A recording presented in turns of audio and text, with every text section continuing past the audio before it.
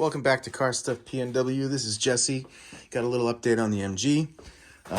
Let's see here. I've been working on getting things prepped so that the donor civic part can be welded up in there. So part of that is just kind of like sealing all the holes.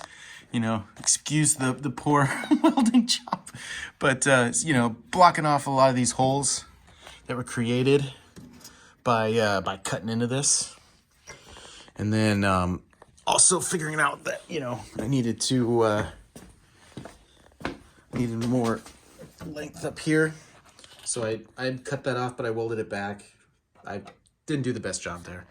And then I also welded the top of these what are these things? The shock towers to here, just for a little added extra strength.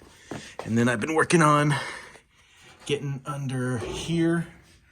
I did this and that and this one up there, and I plan on putting a square there, right here. And then I'm gonna start over there on that side. Ugh. Let's see over here.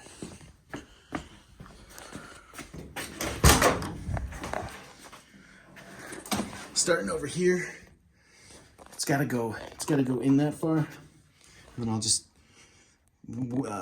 weld in some metal around there, and then a bottom, and then figure out where I can have a drain, because that's technically where the drain for water is, for the in-cabin vent. Just there. I gotta figure out how to handle the water that comes in here. And then also water that goes down here and into here, it ends up coming out like right up in here. Yeah, right there. And this part comes up right here and right up in there and comes across.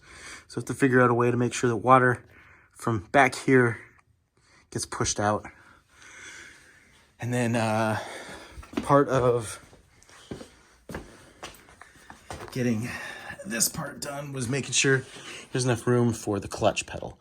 I'm able to put the master cylinder in and attach the clutch pedal to that, and there's enough clearance with it, with this thing all the way up. So yeah, and then I use cardboard templates when I'm making this stuff.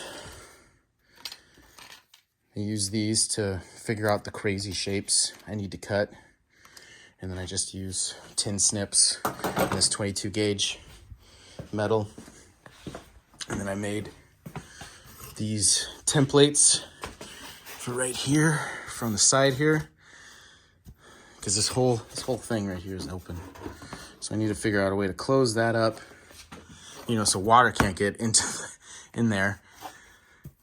But then I also need, I think I want to be able to route electrical through here.